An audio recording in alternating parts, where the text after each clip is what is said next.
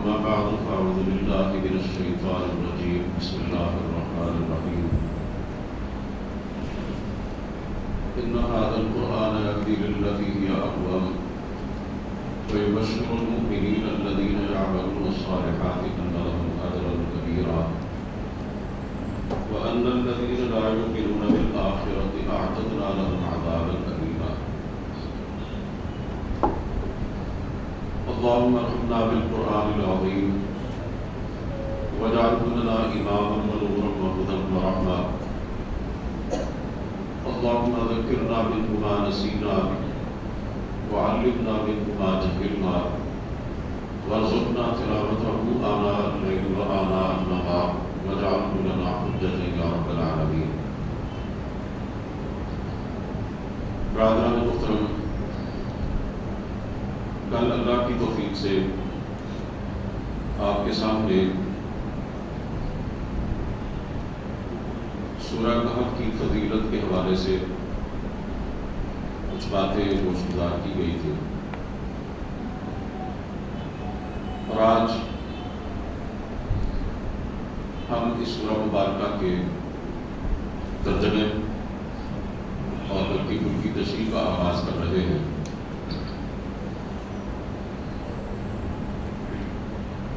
بسم اللہ الرحمن الرحیم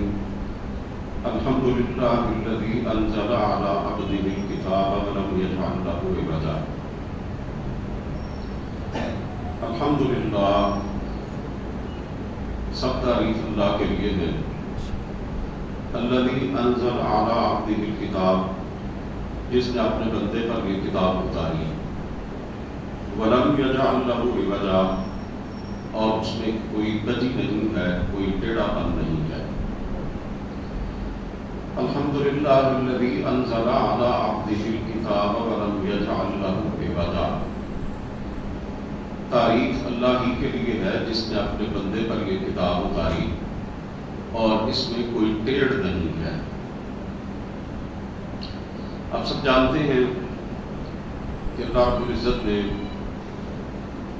اس آیت مبارکہ میں جس بندے کی طرف اشارہ کیا ہے، اس سے مراد میرے اور آپ کے پیارے پیغمبر حضرت محمد الرسول اللہ صلی اللہ علیہ وآلہ وسلم۔ اللہ تعالیٰ نے آپ صلی اللہ علیہ وسلم کو اپنا عبد، اپنا بندہ قرار دیا، اور یہ بہت بڑی فضیلت ہے اور بہت بڑا مقام ہے کہ اللہ تعالیٰ کسی کو خود اپنا بندہ قرار دے۔ ساری دنیا کے لوگ یہ دعویٰ کرتے ہیں کہ ہم اللہ کے بندے ہیں، لیکن کمال یہ ہے کہ اللہ کسی کو خود یہ کہے کہ تو میرا بندہ ہے۔ ایک انسان کے لیے سب سے بڑی بات یہ ہے کہ وہ اللہ تعالیٰ کا حقیقی بندہ بن جائے، مقام بندگی پر فائز ہو جائے،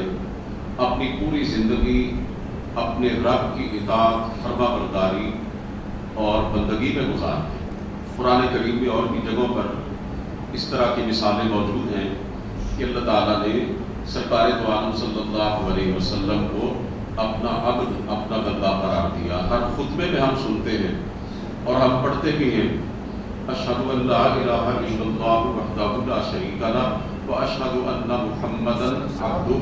ورسولہ۔ ہم گواہی دیتے ہیں اللہ کے سوا کوئی معبود برحق نہیں ہے، اور ہم اس بات کی بھی شہادت دیتے ہیں کہ سرکار دو عالم صلی اللہ علیہ وسلم اللہ کے بندے اور اس کے رسول ہیں۔ اللہ تعالیٰ نے فرمایا کہ ہم نے اپنے بندے پر یہ کتاب اتاری، اس پر ہماری تعریف بیان کی جانی چاہیے،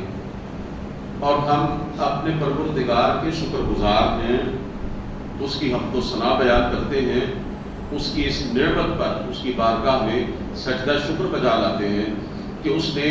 ہماری اور پوری کائنات کے انسانوں کی رہنمائی کے لیے رسول مقبول صلی اللہ علیہ وسلم پر اپنے اس بے مثال کلام کو اتارا۔ اللہ تعالیٰ نے فرمایا کہ اس کلام میں، اس کتاب میں کوئی کجی نہیں ہے، کوئی ٹیڑھ پن نہیں ہے، یعنی اس میں کوئی ایسی پیچیدگی نہیں ہے، کوئی ایسی گنجلک باتیں نہیں ہیں، کوئی ایسی کوئی اینچ پینچ نہیں ہے کہ جس کی لوگوں کو سمجھ نہ آ سکے، بلکہ اللہ تعالیٰ فرما رہے ہیں کہ اگلی آیت میں قیماً، یہ بالکل سیدھی اور ٹھیک ٹھیک بات کرنے والی کتاب ہے۔ اس کے اندر جو کچھ بیان کیا گیا ہے وہ بالکل آسان، عام فہم اور لوگوں کے سمجھنے کے حوالے سے بہت زبردست ہے۔ بعض علماء بہت بڑی تعداد میں تھے، خیر پہلے کوئی 50 60 70 سال پہلے، جو یہ کہا کرتے تھے لوگوں سے کہ بھائی قرآن مجید ترجمے کے ساتھ نہ پڑھنا،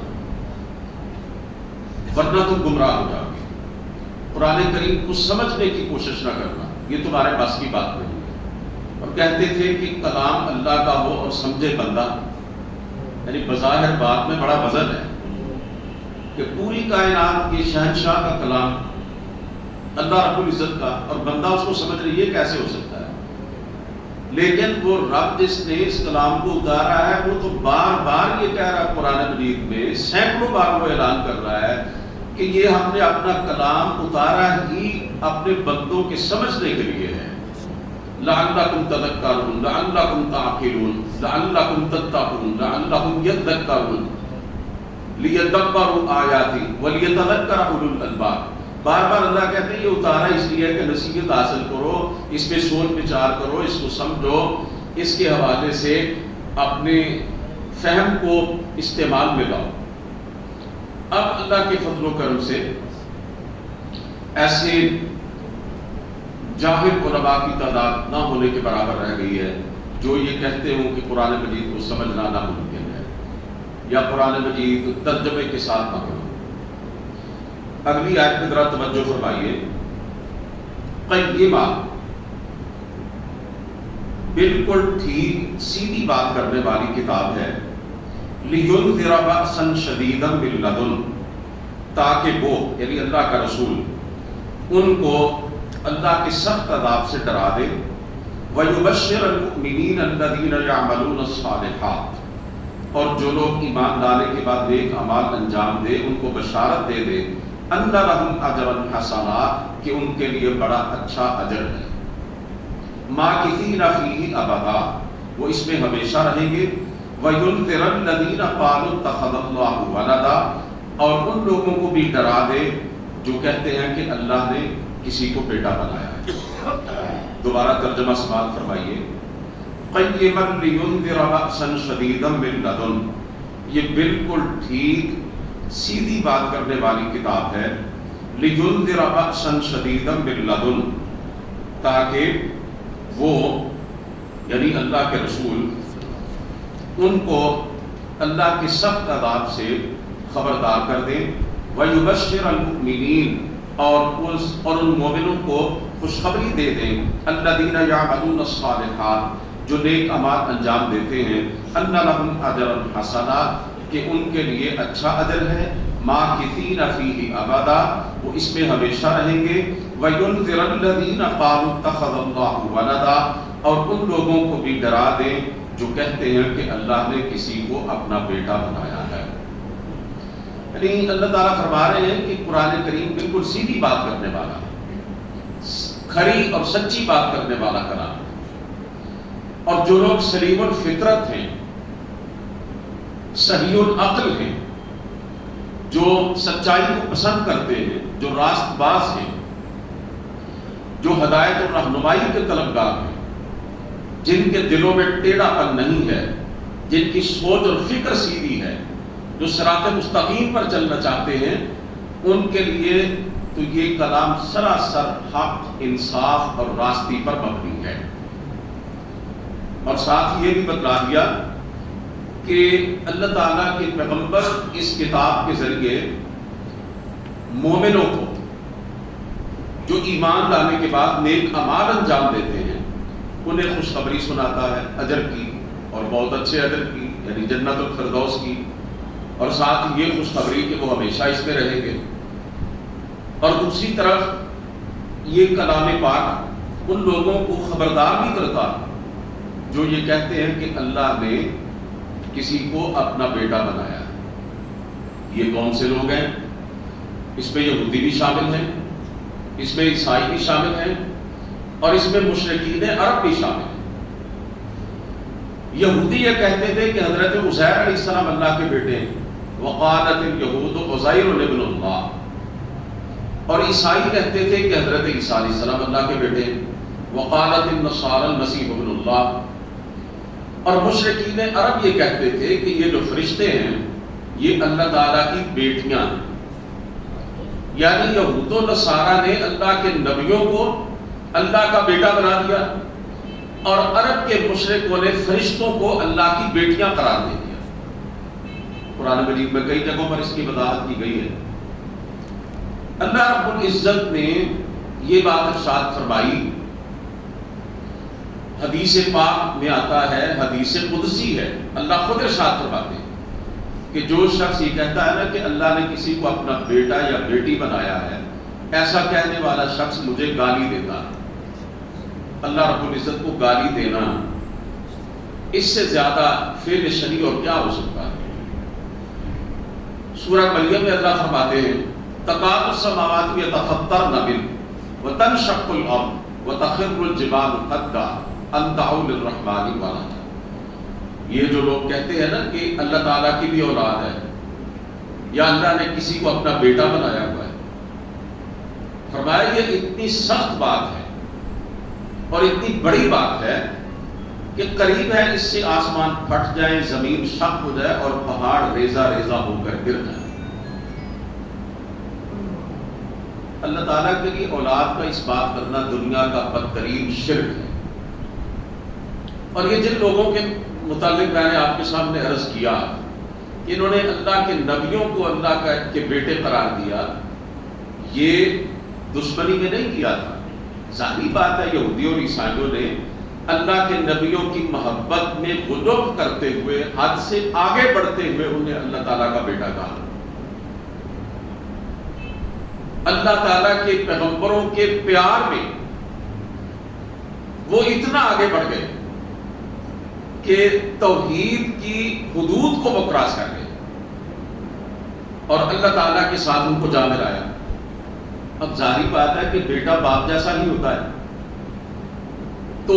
اس طرح سے انہوں نے اللہ رب العزت میں اور اللہ کے نبیوں، اللہ کے بندوں کے اندر کوئی فرق روا نہ رکھا، جبکہ اللہ فرماتے ہیں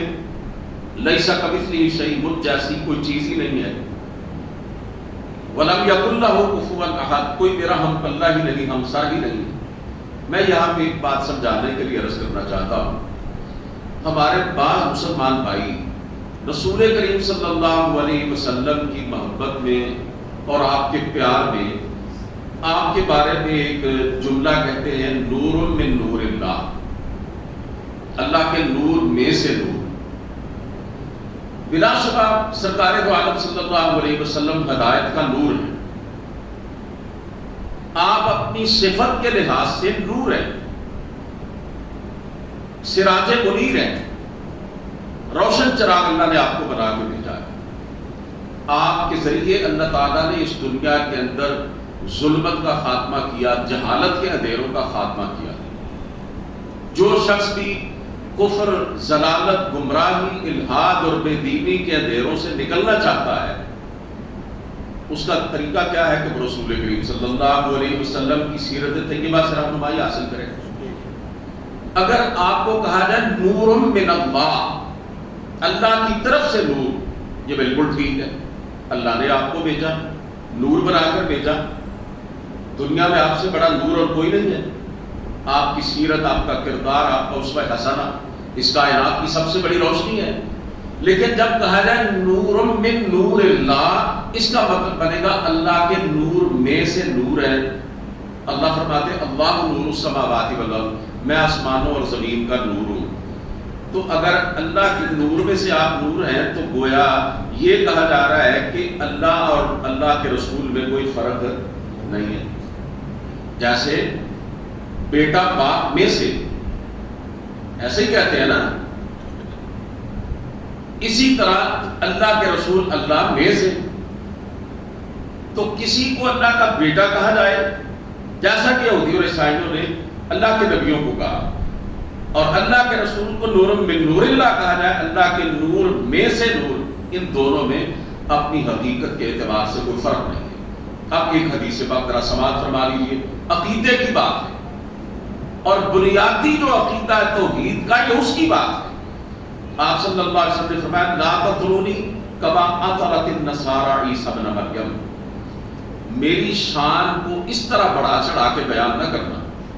اور میری عظمت اور میری بڑائی کے اندر اس حد تک غلط نہ کرنا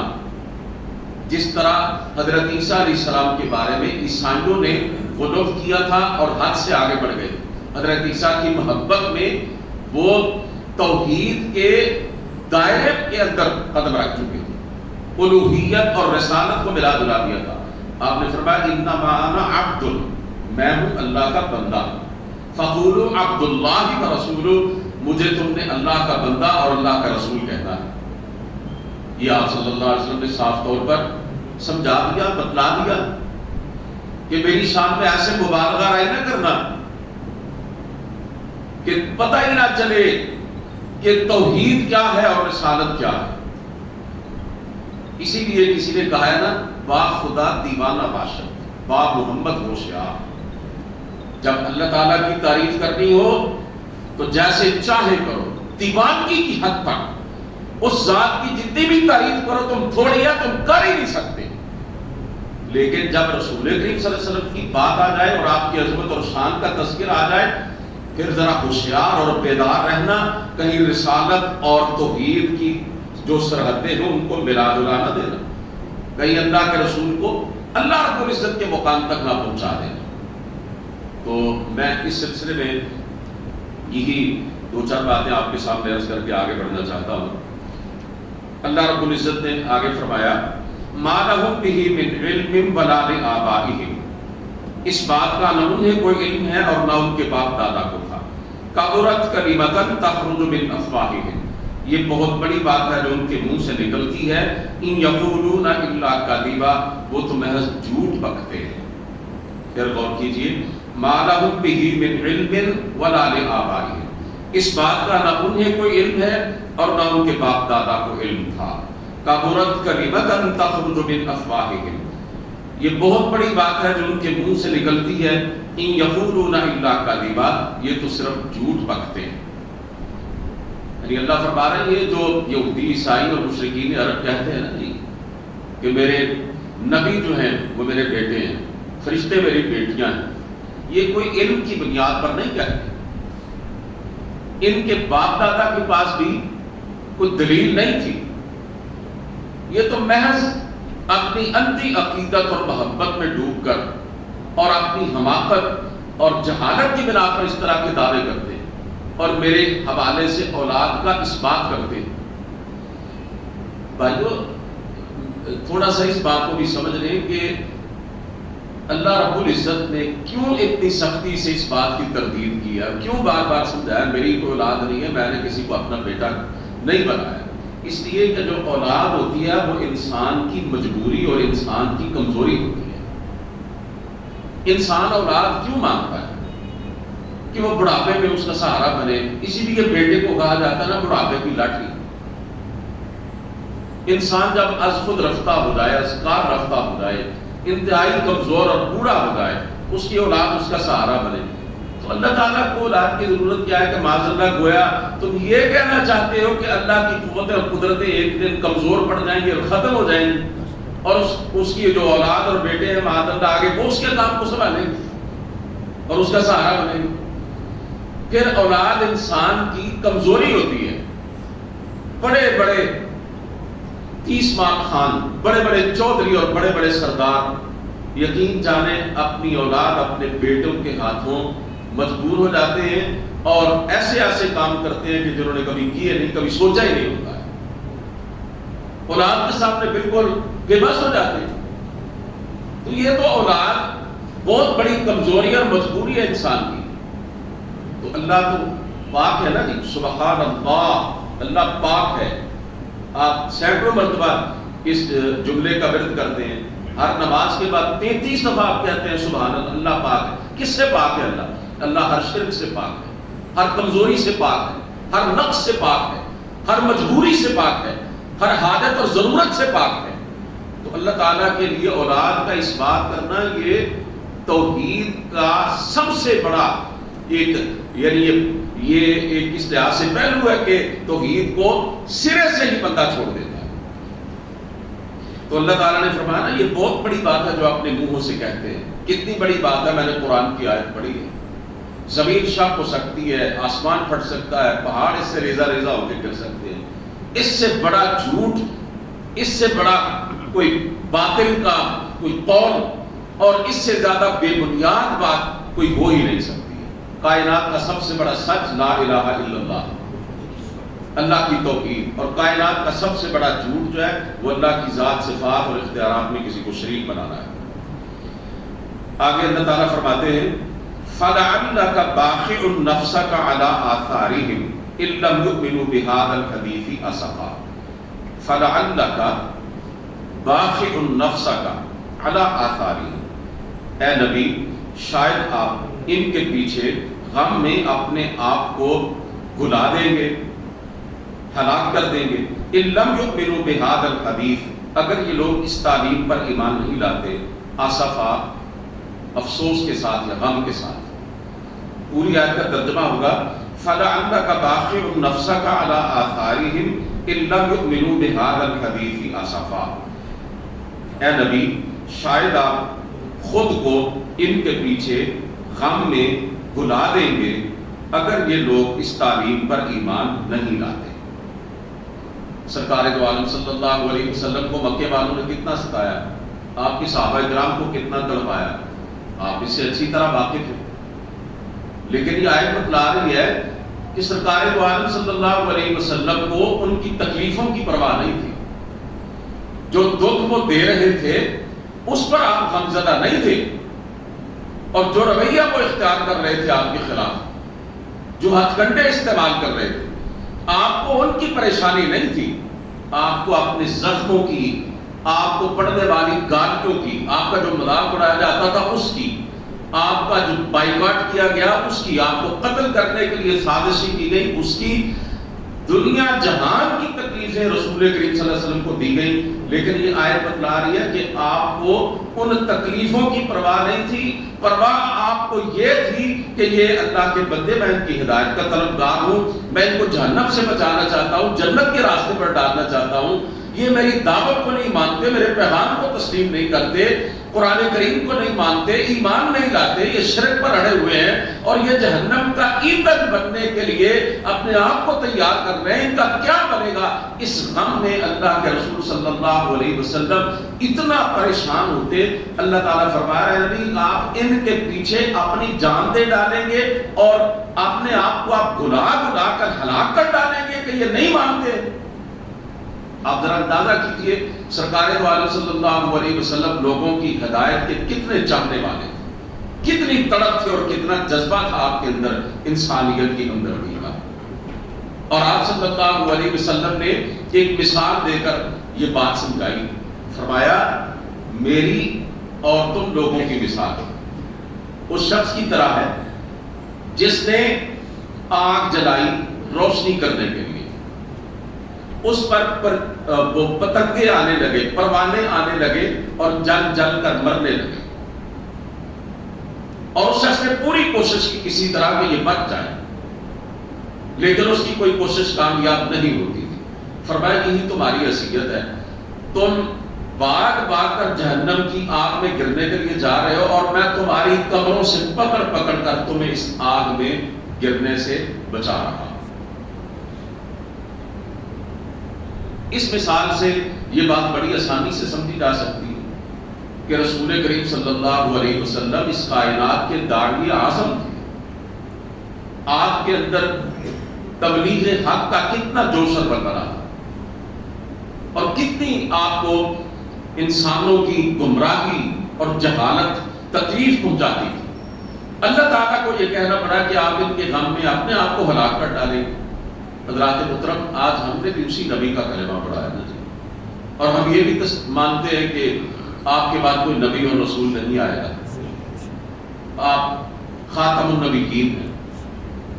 تو ہم نے کبھی یہ سوچا ہے کہ عقیدہ ختم نبوت کا بنیادی تقاضا کیا ہے؟ اللہ کے رسول صلی اللہ علیہ وسلم نے فرمایا بلغوا عنی ولو آیا، ایک آیت دین کی، ایک بات، میری ایک حدیث بھی اگر تمہیں آتی ہے نا تو وہ بھی لوگوں کو پہنچا دو، اپنے پاس نہ رکھو۔ اللہ کے رسول صلی اللہ علیہ وسلم تو اپنے معاشرے میں پھیلی ہوئی گمراہی کو دیکھ کر اتنا اڑتے اور اتنا پریشان ہوتے۔ آپ نے سن لیا ہے اللہ تعالیٰ نے کیسے اپنے نبی کو تسلی دی ہے، تو ہم اپنے گرد و پیش میں، اپنے معاشرے میں، اپنے ملک میں، اپنے مسلمان بھائیوں اور بہنوں کو طرح طرح کی گمراہیوں میں، جہالتوں میں ڈوبا ہوا دیکھتے ہیں، برائیوں کی دلدل میں سرتپا ہم دنسا ہوا دیکھتے ہیں، ہمارے ارد گرد شیطان دنگا ناچ رہی ہے، بے دینی اور الحاد کا جادو سر چڑھ کے بول رہا ہے۔ ہم میں سے کتنے ہیں کہ جنہیں اس بات سے تکلیف ہوتی ہے؟ ہمیں ایک وقت کا کھانا نہ ملے، ہمارے گھر میں نہ پکے تو ہمیں تکلیف ہوتی ہے، ہمارا بیٹا جو ہے ایک دن اسکول کالج نہ جائے ہمیں پریشانی ہوتی ہے، ہمیں کاروبار میں تھوڑا سا نقصان پڑ جائے ہماری راتوں کی نیندیں حرام ہو جاتی ہیں۔ دنیا کی چھوٹی چھوٹی پریشانیاں ہمیں از حد بے چین کر دیتی ہیں، حالانکہ ایک مسلمان کو تو سب سے بڑی بے چینی اور پریشانی یہ ہونی چاہیے کہ اللہ تعالیٰ کا دین مغلوب ہے، کسی طرح یہ غالب آ جائے، کسی طرح لوگ اللہ کے دین کو سینے سے لگا لیں، کاش کسی طرح سارے مسلمان جو ہے وہ کتاب و سنت کی طرف آ جائیں۔ اللہ تعالیٰ فرماتے ہیں کنتم خیر امت، تم بہترین امت اخرجت للناس، فرمایا تم یہ نہ سمجھنا کہ تم سیدھے راستے پر ساری زندگی چلتے رہو اور کتاب و سنت کے مطابق زندگی گزارو اور دین کے ساتھ تمسک اختیار کرو تو کامیاب ہو جاؤ گے۔ اللہ فرماتے ہیں ہم نے تمہیں صرف اپنے لیے تو پیدا نہیں کیا، تمہیں تو ساری دنیا کے انسانوں کی ہدایت اور رہنمائی کا ذمہ ہم نے دیا ہے۔ اخرجت للناس، تمہیں تو اپنے لوگوں کے لیے بپا کیا ہے۔ تو میرے بھائیوں، یہ دعوت اور تبلیغ، یہ انذار اور تبشیر، یہ دین کی بات لوگوں تک پہنچانا، یہ گناہوں سے روکنا اور برائیوں سے منع کرنا، نیکی اور بھلائی کے لیے لوگوں کو تیار کرنا، یہ صرف علماء کا کام نہیں ہے، یہ صرف واعظین کا کام نہیں ہے، یہ صرف خطیبوں کا کام نہیں ہے، یہ مدرسین کا کام نہیں ہے، یہ ہر مسلمان کا کام ہے۔ سرکار دو عالم صلی اللہ علیہ وسلم نے اپنے ہر امتی کے ذمہ یہ کام لگایا ہے، اور آج ہم اس کو چھوڑ چکے ہیں۔ کوئی اور کسی دوسرے کو دین کا راستہ کیا سکھائے؟ ایک باپ آج اپنی اولاد کو قرآن اور سنت کی باتیں نہیں بتاتا، ایک ماں اپنی بیٹی کو دین کی تعلیمات سے آگاہ نہیں کرتی، اور دوسری طرف دنیا کا اتنا فکر ہے، لاکھوں کروڑ روپے اپنے بچوں کی جدید اور دنیاوی تعلیم کے لیے صرف کیا جاتا ہے، ان کی زندگیاں وقف کر دی جاتی ہیں، ان کا فیوچر جو ہے وہ برائٹ ہو جائے، مستقبل سمجھ جائے، کوئی ڈھنگ کی نوکری مل جائے، کوئی ان کی زندگی بن جائے گی، لیکن وہ تعلیم جس کی بنیاد پر ان کی آخرت کی کامیابی کا دار مدار ہے، اس کی طرف عام انسان کیا فکر کریں گے؟ ایک ماں، ایک باپ اپنی اولاد کو وہ تعلیم دینے کی فکر نہیں کرتا۔ تو میرے بھائیوں، ہمیں اپنے نبی کی تڑپ اپنے دل میں بسانا ہوگا، اپنے نبی کا جذبہ تبلیغ اپنانا ہوگا، اپنے پیغمبر کا جو دعوت کا طریقہ کار ہے اس کو اختیار کرنا ہوگا۔ ہمیں اس طرف آج شدید ضرورت ہے کہ توجہ کریں۔ اِنَّا جَعَلْنَا مَا عَلَى الْأَرْضِ زِينَةً لَهَا لِنَبْلُوَهُمْ أَيُّهُمْ أَحْسَنُ عَمَلًا۔ اِنَّا جَعَلْنَا مَا عَلَى الْأَرْضِ، بے شک ہم نے جو کچھ بھی زمین پر بنایا ہے، زینۃ اللہ، یہ اس کی زینت ہے، لِنَبْلُوَهُمْ، تاکہ ہم انہیں آزمائیں، أَيُّهُمْ أَحْسَنُ عَمَلًا، کہ ان میں سے کون اچھا عمل کرتا ہے۔ اِنَّا جَعَلْنَا مَا عَلَى الْأَرْضِ زِينَةً لَهَا، زمین پر جو بھی ساز و سامان ہے وہ اس کی زینت کا باعث ہے، لِنَبْلُوَهُمْ أَيُّهُمْ أَحْسَنُ عَمَلًا، تاکہ ہم لوگوں کو آزمائیں کہ ان میں سے کون بہتر عمل کرتا ہے۔ وَإِنَّا لَجَاعِلُونَ مَا عَلَيْهَا صَعِيدًا جُرُزًا، اور ہم اس زمین کو چٹگل میدان بنا دیں گے۔ وَإِنَّا لَجَاعِلُونَ مَا عَلَيْهَا صَعِيدًا جُرُزًا، اور ایک وقت ایسا آئے گا کہ ہم اس زمین کو چٹیل میدان بنا دیں گے۔ آپ نے ان دونوں آیات بینات کے ترجمے پر غور کیا۔ ان کے مخاطب مکے کے مشرک ہیں، رسول کریم صلی اللہ علیہ وسلم کے مخالف ہیں، جو آخرت کا انکار کرتے تھے، روز قیامت کا انکار کرتے تھے، بربلا یہ کہتے تھے کہ یہ ممکن ہی نہیں ہے کہ مرنے کے بعد ہم دوبارہ زندہ ہو جائیں، دنیا کے بندے بنے ہوئے تھے بس، اور اسی کی فکر میں گھلتے رہتے تھے۔ اللہ تعالیٰ ارشاد فرما رہے ہیں کہ ہم نے اس زمین پر جو کچھ بھی پیدا کیا ہے وہ اس کی زینت کا باعث ہے۔ یہ دنیا بڑی خوبصورت ہے، اس میں بڑی رنگائی ہے، بڑی زیبائی ہے، بڑا حسن ہے، بڑی دلکشی ہے، یہ انسانوں کو اپنی جانب کھینچ لیتی ہے۔ یہ دنیا ایک ایسا پھندا ہے جو بڑے بڑے عقل مند لوگوں کو اپنی گرفت میں لے لیتا ہے۔ یہ دنیا بڑی میٹھی ہے، بڑی اس کے اندر کشش ہے، بڑے بڑے تعلیم یافتہ، بڑے بڑے سیانے، بڑے بڑے بزنس مین اور بڑی بڑی انڈسٹریل امپائرز کھڑی کرنے والے، بڑے بڑے عالی دماغ لوگوں کو اس دنیا نے اپنے دامے فریب پہ پھنسا لیا ہے، اور وہ اس طرح اس کے حسن میں ڈوب گئے کہ کبھی انہیں یہ خیال بھی نہیں آیا کہ ایک دن اللہ کی بارگاہ میں جانا ہے۔ یہ دنیا تو عارضی اور وقتی ہے، اور اس میں جو کچھ بھی اللہ نے بنایا ہوا ہے ہمیں اس دنیا میں اس لیے رکھا ہے تاکہ ہم اس دنیا کی رنگینی میں نہ کھو جائیں، بلکہ اللہ رب العزت کی بندگی کریں اور اس کے احکامات کے مطابق زندگی گزار کر اس دنیا سے جائیں اور آخرت میں جنت کے حقدار بن جائیں۔ ایسی سوچ رکھنے والے نہ ہونے کے برابر۔ وہ ایک شاعر نے کہا ہے، ایک انداز سے اس نے بات سمجھائی ہے، رخ روشن کے آگے شمع رکھ کر وہ یہ کہتے ہیں ادھر جاتا ہے پروانہ یا دیکھے ادھر آتا ہے۔ رخ روشن کے آگے شمع رکھ کر وہ یہ کہتے ہیں ادھر جاتا ہے پروانہ دیکھیں یا ادھر آتا ہے۔ وہ کہتا ہے کہ میرا محبوب اپنے خوبصورت چہرے کے سامنے ایک جلتی ہوئی شمع رکھ کر یہ کہتا ہے میں دیکھتا ہوں کہ پروانہ اس شمع کی طرف آتا ہے یا میرے چہرے کی طرف آتا ہے۔ محبوب کے چہرے کے حسن و جمال کو بیان کرتا ہے۔ سمجھانا وہ یہ چاہتا ہے کہ اللہ رب العزت نے اس دنیا کو بڑا خوبصورت بنایا ہے، اس میں بڑی کشش رکھی ہے، اور اللہ نے اس لیے یہ سارا دنیا کا کارخانہ چلایا ہے کہ بندہ اس دنیا کی رنگینی رنائی میں کھو کے اسی کا ہو کے رہ جاتا ہے یا میری طرف بھی آنے کی کوئی کوشش کرتا ہے۔ الذی خلق الموت والحیات لیبلوکم ایکم احسن عملا، سورۃ الملک ہے۔ اللہ کے رسول روزانہ رات کو سونے سے پہلے یہ سورت پڑھتے تھے، اور آپ نے فرمایا 30 آیتوں والی ایک سورت ہے جو اس کو پڑھے گا عذاب قبر سے محفوظ رہے گا۔ اس سورت کی ابتدائی آیات میں اللہ فرماتے ہیں یہ زندگی اور موت کا سلسلہ ہم نے جاری کیا ہوا ہے لوگوں،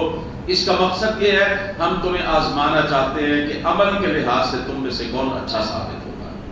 تو اللہ تعالیٰ مشرکین مکہ کو یہ بات سمجھا رہے ہیں کہ تم یہ سمجھتے ہو کہ تمہاری عیش و عشرت کے لیے یہ دنیا ہم نے بنائی ہے، ایسا نہیں ہے۔ تم نے اصل مقصد کو فراموش کر دیا ہے۔ ہم تو تمہیں اس دنیا میں رکھ کر تمہارا امتحان لیتے ہیں۔ یہ دنیا کی جتنے بھی وسائل اور ذرائع ہیں یہ انسانوں کی عیش و عشرت کا سامان نہیں ہے، امتحان کا سامان ہے، ان کی آزمائش کا سامان ہے۔ وہ بندہ بڑا کامیاب ہے کہ جو اس دنیا کی رنگینی اور رنائیوں میں کھوتے ہوئے اپنے رب کو نہیں بھولتا، آخرت کو نہیں بھولتا، بڑا خوش قسمت بندہ ہے، اور اللہ کا اس پر بڑا کرم ہے۔ وہ اس طرح زندگی گزارتا ہے دنیا میں ہوں، دنیا کا طلبگار نہیں ہوں، بازار سے گزرا ہوں، خریدار نہیں۔ وہ دنیا کے حسن و جمال میں ایسے رہتا ہے جیسے زبان 32 دانتوں کے اندر رہتی ہے۔ وہ الجھتا نہیں ہے دنیا کے کانٹوں کے اندر، وہ آخرت کے پھولوں کی طرف توجہ دیتا۔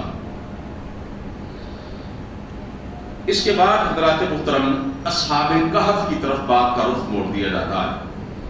کیونکہ ان اصحاب کہف کی زندگی کا جو واقعہ ہے اس کے اندر بھی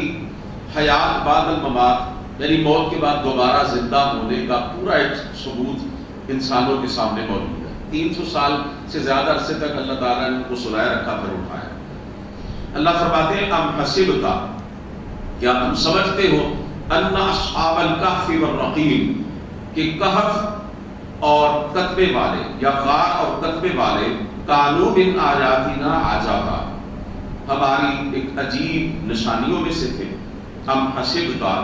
کیا تم سمجھتے ہو ان اصحاب الکہف والرقیم کہ غار اور کتبے والے کانوا من آیاتنا عجبا،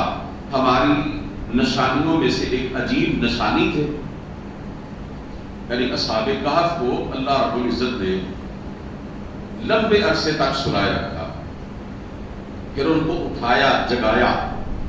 جیسے وہ نوجوان تھے، بالکل صحت مند تھے، اسی طرح ان کو اللہ تعالیٰ نے پہلے والی حالت پر ہی کھڑا کر دیا. تو اللہ فرماتے ہیں کیا تم یہ سمجھتے ہو کہ اتنے عرصے کے بعد 300 سال سے بھی زیادہ مدت تک سوئے رہنے کے بعد، یوں سمجھ لیں کہ موت کی وادی میں رہنے کے بعد وہ زندہ ہوئے، تو یہ ہماری قدرت کی کوئی بڑی عجیب نشانی ہے؟ اللہ فرماتے ہیں ایسا نہیں ہے، اس میں کوئی تعجب کی بات نہیں ہے. اگر تم ہماری قدرت کی نشانیوں پر غور کرو، اس زمین پر، آسمان پر، سورج پر، چاند پر، ستاروں پر، ان پہاڑوں پر، سمندروں، ندی نالوں، دریاؤں پر، فلک و چوٹیوں پر، لہلہاتے بہار پر، سرسبز و شاداب فصلات پر، خود اپنے وجود پر اور اس کائنات میں پھیلی ہوئی ہماری قدرت کی بے شمار نشانیوں پر تم غور کرو تو تم پکار اٹھو گے کہ یہ تو اللہ تعالیٰ کی قدرت کی ایک چھوٹی سی علامت ہے. جس رب نے اتنی بڑی بے اندازہ وسیع و عریض کائنات بنائی ہے اور اس کے نظام کو چلا رہا ہے، اس کی قدرت کے حوالے سے دیکھا جائے تو یہ تو کوئی بڑی بات ہی نہیں ہے. تم کیا اٹھو گے کہ اس میں تو کوئی تعجب کی بات نہیں ہے، یہ تو قادر مطلق کی قدرت کی ایک چھوٹی سی علامت ہے. اللہ فرما رہے ہیں کہ دراصل تم ہماری قوت اور قدرت پر صحیح معنوں میں غور نہیں کرتے، تم اس کائنات کو سمجھنے کی کوشش نہیں کرتے. اذ ابى الفتية الى الكهف، جب چند نوجوان غار میں پناہ گزین ہوئے. جی ایک بات میرے ذہن سے نکل گئی، اللہ تعالیٰ نے فرمایا اصحاب کہف کے بارے میں غار والے اور کتبے والے. کتبہ تو آپ جانتے ہیں نا، جماعت اسلامی کے ارکان کارکنان جو ہے وہ کتبے بہت پکڑتے ہیں، ہر چند دن کے بعد کتبے ہاتھوں میں لے کے کھڑے ہو جاتے ہیں، وہی کتبہ. کہف کو ایک کھلے وسیع غار کو کہا جاتا. اللہ تعالیٰ نے ان کو غار میں سلایا تھا، اس لیے ان کو اصحاب کہف کا گیا، غار والے. اور ساتھ ہی اللہ نے بتلایا کتبے والے. اس کی تفصیل میں تھوڑا سا اختلاف ہے. بعض مفسرین کہتے ہیں کہ اس شہر کا نام ہے جس میں وہ رہتے تھے، اور بعض کہتے ہیں کہ ان کے غار پر ان کی یادگار کے طور پر کتبہ لگا دیا گیا تھا، اس سے وہ مراد ہے. لیکن زیادہ معتبر تفسیر یہی ہے کہ اصحاب کہف جس غار میں تھے اس کے منہ پر ان کی یادگار کے طور پر کتبہ لگا دیا گیا، اس پر ان کے نام لکھ دیے گئے، تو اس سے مراد وہ کتبہ ہے. اس لیے اللہ تعالیٰ نے ان کو غار والے اور کتبے والے کہا ہے. آگے ان کا تعارف کروایا. اذ ابى الفتية الى الكهف، جب چند نوجوان غار میں پناہ گزین ہوئے. فقالوا، تو انہوں نے کہا ربنا آتنا من لدنک رحمہ، اے ہمارے پروردگار ہمیں اپنی جناب سے اپنی رحمت عطا فرما. وَهَيِّئْ لَنَا مِنْ أَمْرِنَا رَشَدًا، اور ہمارے معاملے میں ہماری رہنمائی فرما. اذ ابى الفتية الى الكهف، جب چند نوجوان غار میں پناہ گزین ہوئے. فقالوا ربنا آتنا من لدنک رحمہ، تو انہوں نے کہا اے ہمارے رب ہمیں اپنی جناب سے خاص رحمت عطا فرما. وَهَيِّئْ لَنَا مِنْ أَمْرِنَا رَشَدًا، اور ہمارے معاملے میں ہماری رہنمائی فرما. آگے صرف 2 آیتیں آج ہم پڑھیں گے. ذرا غور کیجئے، اصحاب کہف جن کا پورا واقعہ اللہ رب العزت نے اپنے کلام پاک میں بیان فرمایا، یہ اللہ تعالیٰ کے وہ بندے تھے جن کے بارے میں ہم آنکھیں بند کر کے کہہ سکتے ہیں کہ یہ اللہ کے ولی تھے. کیوں جی؟ ایسا ہی ہے نا، جن کو اللہ اپنے کلام میں فرما رہا ہے یہ میرے ہیں. یہ سکہ بند ولی تھے. اور ان کے تعارف کے حوالے سے پہلا ہی لفظ یہ ہے الفتیہ، یہ چند نوجوان تھے۔ اس سے یہ پتا چلتا ہے کہ اللہ کی دوستی، اللہ کے تعلق اور اللہ کی ولایت کا جو اصل موسم انسان کی زندگی میں ہوتا ہے نا، وہ جوانی کا عرصہ ہوتا ہے۔ وہ نوجوان جو اپنی جوانی کو دیوانی نہیں بناتا بلکہ اسے اپنے رب کی چوکھٹ میں لا کے جھکا دیتا ہے، جب اس کے بازوؤں کی مچھلیاں ابری ہوتی ہیں، جب رگوں میں گرم گرم خون کی روانی ہوتی ہے، اور جب سینے میں خواہشات کا ہجوم ہوتا ہے، جب نفس امارہ برائی پر اکسا رہا ہوتا ہے، جب شیطان اپنے لاؤ لشکر سمیت پیچھے پڑا ہوتا ہے، جب دنیا کی رنگینیاں اور رعنائیاں اس کے سامنے کھڑی ہوتی ہیں، اور جب ہو سکتا ہے کوئی حسن و جمال کی پیکر لڑکی سے اپنی طرف دعوت گناہ دے رہی ہو، حضرت یوسف علیہ السلام کو جیسے اس عورت نے بہکایا اور پھسلایا تھا، اور جب وہ برائی کا گناہ کا ہر کام کر سکتا ہو، اس وقت اگر وہ اپنی خواہشات کو دبا لے، اپنے نفس کے ناجائز تقاضوں کو کچل ڈالے اور بندگی نفس کی بجائے بندگی رب کا نمونہ پیش کرنے لگے، اور اپنی جوانی کو دیوانی بنانے کی بجائے اپنے پروردگار کے سپرد کر دے، یقین جانے اس سے بڑا اللہ کا ولی اور کوئی نہیں۔ رسول کریم صلی اللہ علیہ وسلم کی وہ حدیث پاک آپ نے سنی ہے جس میں آپ نے فرمایا کہ سبعۃ یظلھم اللہ فی ظلہ یوم لا ظل الا ظلہ، 7 قسم کے بندوں کو اللہ اپنے عرش کا سایہ عطا فرمائیں گے اس دن جس دن اس کے علاوہ کوئی اور سایہ نہیں ہوگا۔ ان میں ایک آدمی رجل طلبته ذات منصب وجمال فقال انی اخاف اللہ، وہ نوجوان، وہ مرد کہ جس کو کسی خوبصورت حسین و جمیل عورت نے، مالدار عورت نے، سرمایہ دار عورت نے اور کسی اونچے حسب و نسب والی عورت نے برائی کی دعوت دی، اور اس نے اس کی دعوت کو قبول کرنے سے کی بجائے کہا انی اخاف اللہ، میں اللہ سے ڈرتا ہوں، میرے دل میں اللہ کا خوف ہے، میں تیری دعوت کو قبول نہیں کر سکتا۔ اس نوجوان کو اللہ روز قیامت اپنے عرش کا سایہ عطا فرمائیں گے۔ آج نوجوانوں کی بہت بڑی اکثریت بے مقصدیت کی زندگی گزار رہی ہے۔ سوشل میڈیا اور اینڈرائڈ موبائل کے طوفان نے آج نوجوانوں کی جوانی کو، تنہائیوں کو داغدار کر کے رکھ دیا ہے۔ کوئی نوجوان ایسا نظر آتا ہے، اور جب نظر آتا ہے نا تو بڑی خوشی ہوتی ہے، جس کے چہرے پر سنت رسول صحیح ہو، جو 5 وقت مسجد میں آ کے نماز پڑھتا ہو، جو اپنے دن کا آغاز رب کے قرآن کی تلاوت سے کرتا ہو، جو اپنے پیغمبر سے پیار کرتا ہو، جسے اپنے دین کی اقامت اور سربلندی کی فکر ہو، جسے اعلاء کلمت اللہ کے حوالے سے کوئی ٹیس اس کے دل میں اٹھتی ہو، اور جو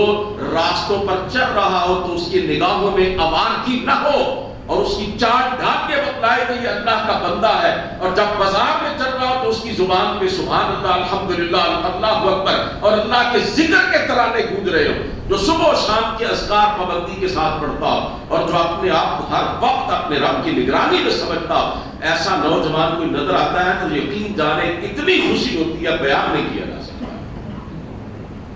اور یہ جو فیس بک پر تصویریں نظر آتی ہیں نا جی، کوئی سجدے میں ہے، کوئی جناب رکوع میں ہے، کوئی اللہ کو یاد کر رہا ہے، کسی نے تسبیح آپ نے اٹھائی ہوئی ہے، کوئی دعا کر رہا ہے، تو تصویریں زیادہ تر نا وہ پورے سفید داڑھیوں والے اللہ کے بندوں کی لگائی جاتی ہیں۔ کوئی نوجوانوں کی تصویریں بھی تو لگانی چاہیے نا، کوئی نماز پڑھتے ہوئے، ذکر کرتے ہوئے، دعا کرتے ہوئے، تسبیح کرتے ہوئے، کوئی امت کے نوجوانوں کو پتہ چلے کہ یہ کام اصل میں وہ ہے تو جوانی کے اندر کرنے چاہیے۔ اسی طرح یہ جو حدیث میں نے آپ کے سامنے پڑھی ہے، 7 قسم کے بندوں کو اللہ اپنے عرش کا سایہ دے گا، اس میں سب سے پہلا بندہ کون ہے؟ شاب نشأ فی عبادت ربہ، جس نے اپنی جوانی کو اپنے رب کی بندگی میں گزارا۔ تو اگر یہاں پر بیٹھے نوجوان اصحاب کہف کے اس انٹروڈکشن کو سمجھ کے جائیں، اور ان کا جو سب سے پہلا تعارف اللہ تعالیٰ نے کروایا کہ یہ چند نوجوان تھے جو اپنے معاشرے کے الٹ چلے، جنہوں نے اپنی سوسائٹی کی ساری گندگی کو چھوڑا، جنہوں نے صرف فاسد عقیدے ہی نہیں بلکہ فاسد اعمال کو بھی چھوڑا، جنہوں نے ہمیں اپنا بنا لیا اور نوجوانی کے اندر وہ ہمارے دوست بن گئے۔ تو نوجوان آج سمجھ کے اٹھے نا کہ اصحاب کہف کا واقعہ اللہ نے بیان کیا تو کیوں کیا، اور ان کو نوجوان کے طور پر قرآن کریم میں پیش کیا تو کیوں کیا، کہ نوجوانی ہی تو اللہ کی عبادت اور بندگی کا، نیکی اور تقوی کا اصل سیزن ہے۔ میں یہ نہیں کہہ رہا کہ بڑھاپے میں کوئی بندہ آ کے اللہ سے توبہ کر لے تو اللہ قبول نہیں کرتا، اللہ تب بھی کرتا، بڑھاپے کے سجدے بھی اللہ رد نہیں کرتا، لیکن جو اصل موسم ہے نا میرے عزیزوں وہ جوانی کا ہی ہے۔ اس کے بعد اللہ فرماتے ہیں فَضَرَبْنَا عَلَىٰ آذَانِهِمْ فِي الْكَهْفِ سِنِينَ عَدَدًا، ہم نے انہیں تھپک کر غار کے اندر سال ہر سال تک سلائے رکھا۔ بلکہ اگر میں تھوڑا سا لفظی ترجمہ کر دوں نا تو یہ ہوگا فَضَرَبْنَا عَلَىٰ آذَانِهِمْ، ہم نے ان کے کانوں پر تھپکیاں دے دے کے ان کو سلایا۔ اس میں اللہ تعالیٰ کی طرف سے ان نوجوانوں کے لیے بڑا پیار جھلک رہا ہے۔ جیسے ایک ماں اپنے ننھے بڈھے دودھ پیتے بچے کو اپنی گود میں لٹاتی ہے نا جی، اور اسے لوریاں دے دے کے سلاتی ہے تو اس کی کان پہ ہلکی ہلکی تھپکیاں دیتی ہے۔ یقین جانے یہی الفاظ اور یہی انداز ہے قرآن کریم کا، فَضَرَبْنَا عَلَىٰ آذَانِهِمْ، ہم نے ان کے کانوں پر تھپکیاں دی، فِي الْكَهْفِ، غار کے اندر، اس طرح تھپکیاں دے دے کے ان کو سلا دیا۔ اللہ تعالیٰ کے کتنے پیارے بندے تھے، کتنے محبوب تھے یہ نوجوان، کہ جن کے بارے میں اللہ فرما رہے ہیں کہ ہم نے بڑی محبت سے، بڑے پیار سے ان کو سلایا۔ فَضَرَبْنَا عَلَىٰ آذَانِهِمْ فِي الْكَهْفِ سِنِينَ عَدَدًا، ہم نے انہیں غار میں تھپک تھپک کر سال ہر سال تک سلائے رکھا۔ ثُمَّ بَعَثْنَاهُمْ، پھر ہم نے ان کو اٹھایا، لِنَعْلَمَ، تاکہ ہم دیکھیں، أَيُّ الْحِزْبَيْنِ، کہ دونوں گروہوں میں سے کون سا احصیٰ لما لبثوا امدا، اس مدت کو ٹھیک شمار کرتا ہے جس میں وہ رہے۔ ثم بعثناهم، پھر ہم نے ان کو اٹھایا، لنعلم أي الحزبين احصیٰ لما لبثوا امدا، کہ دونوں گروہوں میں سے کون ٹھیک شمار کرتا ہے اس مدت کو جس میں ہم نے انہیں رکھا۔ یعنی آگے اللہ تعالیٰ فرماتے ہیں، اگلے رکوع میں ہم پڑھیں گے کہ 309 سال تقریباً ان کو غار میں سلائے رکھا، اور دونوں گروہوں سے مراد کون سے گروہ ہیں؟ یہ اصحاب کہف کو جب اللہ تعالیٰ نے اٹھایا، کھڑا کیا نا تو کچھ کہنے لگے کہ ہم ایک دن یا دن کا کچھ حصہ سوئے۔ یہ اگلے رکوع میں بات آ رہی ہے نا، ان کے دو گروہ بن گئے، تو کچھ تو کوئی بات کرنے لگے اور کچھ اس کے مخالف کوئی اور بات کرنے لگے۔ یعنی اللہ فرماتے ہیں نا لِيَتَسَاءَلُوا بَيْنَهُمْ، آپس میں باتیں کرنے لگے۔ قَالَ قَائِلٌ مِّنْهُمْ كَمْ لَبِثْتُمْ، ان میں سے ایک کہنے لگا کتنا عرصہ تک اس حالت میں رہے، سوئے رہے۔ قَالُوا لَبِثْنَا يَوْمًا أَوْ بَعْضَ يَوْمٍ، ان اللہ کے ولیوں نے، جن کو اللہ قرآن کریم میں اپنے دوست قرار دے رہا ہے، جن کی ولایت میں کوئی شک ہی نہیں ہے، وہ کہنے لگے کہ ایک دن یا دن کا کچھ حصہ۔ حالانکہ سینکڑوں سال گزر گئے، انہیں کچھ معلوم نہیں ہمارے پیچھے کیا ہوا، یہ بھی نہیں معلوم اپنے بارے میں کہ کتنا عرصہ تک ہم اس کیفیت میں رہے۔ اس سے یہ بھی پتہ چلتا ہے نا کہ سب کچھ اللہ رب العزت کے علم میں ہے۔ یہ آج کل بہت کچھ پھیلا ہوا ہے میرے معاشرے کے اندر، بڑے بڑے دعوے ہیں، اخبارات کے اندر اشتہارات ہیں، ہم سب جانتے ہیں، آپ کے مسائل کا سارا علم رکھتے ہیں، چند سیکنڈ کے اندر جناب سب کچھ قایا پلٹ کر کے رکھ دیں، محبوب قدموں میں آ کرے گا، نوکری مل جائے گی، پسند کی شادی ہو جائے گی، یہ ہو جائے گا، وہ ہو جائے گا، کاروبار چل پڑے گا، گھریلو جھگڑے ختم ہو جائیں گے۔ یہ سب کچھ جاننے کا دعویٰ کرنے والے، ان کو اپنا بھی کچھ علم نہیں ہوتا۔ یہ دیکھیں نا 309 تک سونے والے اللہ کے نیک بندے، اللہ فرما رہے ہیں آپس میں بات کر رہے ہیں، نہیں معلوم کتنا عرصہ تک سو رہے ہیں۔ قالوا ربكم اعلم بما لبثتم، ان میں سے کچھ نے کہا کہ یار چھوڑو بات، حقیقی بات یہ ہے کہ تمہارا رب ہی جانتا ہے تم کتنا عرصہ سوئے رہے، میں نے بھی آپ سے یہی کہا، اللہ ہی جانتا ہے سب کچھ۔ تو بہرحال اللہ فرماتے ہم نے ان کو اٹھایا تاکہ ہم دیکھیں کہ دونوں گروہوں میں سے کون اس مدت کا ٹھیک ٹھیک شمار کرتا ہے جس مدت کے دوران ہم نے ان کو سلائے رکھا۔ تو میرے عزیزوں، ہم اسی پر اکتفا کرتے ہیں، اور کل ہم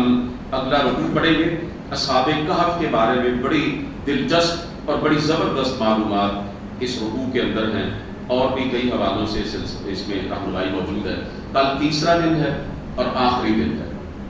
الحمدللہ آپ کل کے نسبت آج زیادہ تعداد میں موجود ہیں، اللہ آپ کو جزائے خیر عطا فرمائے۔ میرا خیال ہے کہ تبلیغی بھائی بھی آج بیٹھے ہوئے ہیں، تبلیغی جماعت آئی ہوئی ہے، چلیں کچھ دعوت اور تبلیغ کی بات بھی ہو گئی ہے۔ تو کل آپ سے میری درخواست ہے کہ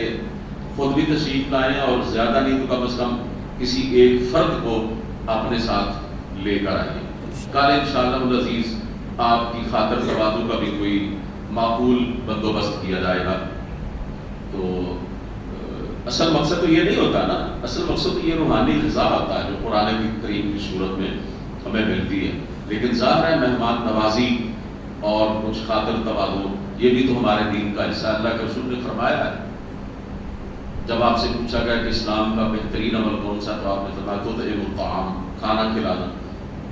یہ تو نہیں فرمایا کہ صرف یتیم مسکین غریب کو ہی کھانا کھلانا، آپس میں بھی کھانا کھلانا ایک دوسرے کو، یہ بہت بڑی نیکی ہے۔ ہمارے بھائی اخلاق صاحب بیٹھے ہوئے ہیں، پہلی دفعہ میں دیکھ رہا ہوں ان کو، ماشاءاللہ عمرے سے واپس آئے ہیں، اللہ تعالیٰ قبول فرما لے۔ جانے سے پہلے ملاقات بھی ہوئی تھی، تو اللہ کے رسول نے فرمایا کہ کوئی آج جو عمرہ کر کے آئے تو اس سے اپنے لیے دعا کرواؤ۔ تو میں دعا کرتا ہوں اور ان سے کہتا ہوں یہ اس پہ آمین کہہ دیں۔ ایک تو یہ کہ اللہ تعالیٰ ان کا عمرہ قبول فرمائے، اور اللہ تعالیٰ ہم سب کو بھی حج بیت اللہ کی اور عمرے کی سعادت عطا فرمائے، اور اللہ تعالیٰ ہم سب کی جائز حاجات و ضروریات کو پورا فرمائے، دنیا اور آخرت میں